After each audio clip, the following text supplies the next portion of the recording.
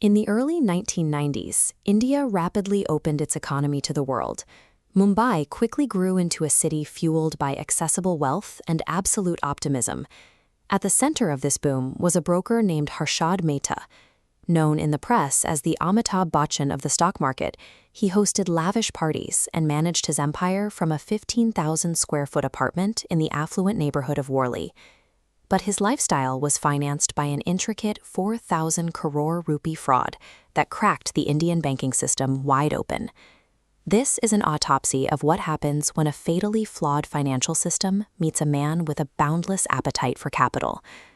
Born on July 29, 1954, Mehta grew up in a lower-middle-class Jain family in the Mumbai suburb of Borivali.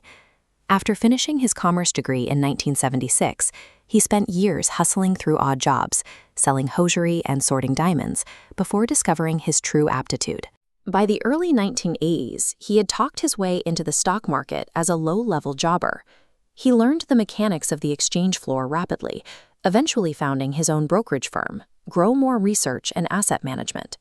To attract investors, he pitched a highly aggressive valuation model called the replacement cost theory. He argued that a company's stock should be valued not by its current earnings, but by the massive cost it would take to build a competing enterprise completely from scratch. Buying up undervalued companies on that logic required massive, continuous liquidity. Capital of that scale was something a standard broker simply could not access legally.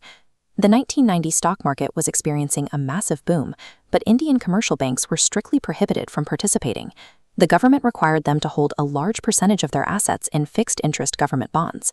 This diagram illustrates a ready-forward deal. To maintain their mandated balances, banks would lend to one another through these short-term, 15-day loans, which were entirely secured by government bonds. But physically moving heavy stacks of government bonds back and forth every few days was inefficient.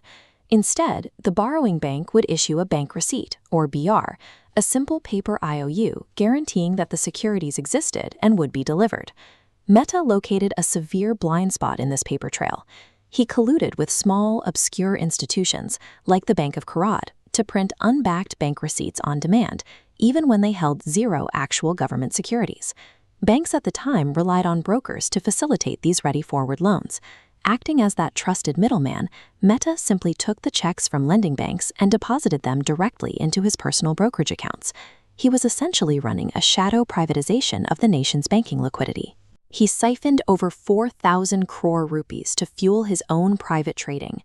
With a nearly infinite supply of stolen capital, Mehta flooded the Bombay Stock Exchange, triggering artificial demand for a highly targeted portfolio of companies. This chart tracks the stock price of the Associated Cement Company.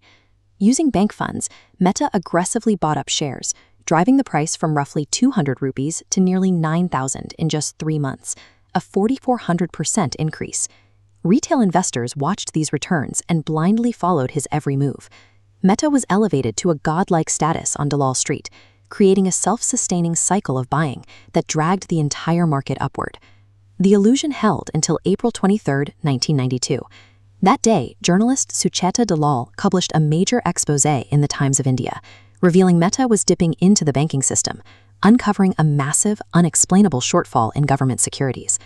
In financial markets, perception strictly dictates reality. Once the public realized the capital driving the bull run was entirely fabricated, the buying stopped and gravity took over. This graph shows the immediate reaction of the BSE Sensex. The index plummeted from 4,500 points to 2,500 in a matter of weeks, trapped in a violent selling frenzy. The drop erased 1,000 billion rupees in market capitalization. Defrauded banks were suddenly left holding hundreds of millions in worthless paper receipts, with no underlying assets to recover. On November 9, 1992, the Central Bureau of Investigation arrested Mehta.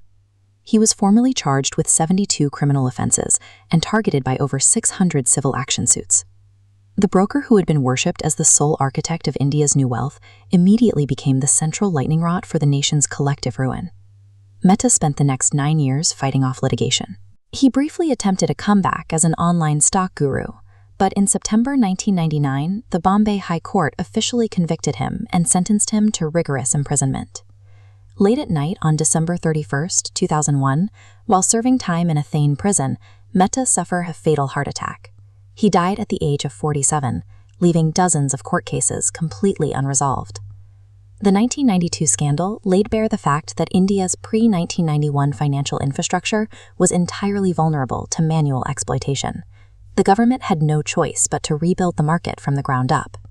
The Securities and Exchange Board of India was finally granted strict statutory authority to police brokers. The National Stock Exchange was formed to modernize trading, and easily forged physical paper shares were phased out entirely in favor of secure electronic dematerialization. Harshad Mehta died as the market's most infamous outlaw. Yet, the massive vulnerabilities he exploited forced the creation of the heavily regulated, modernized Indian economy operating today.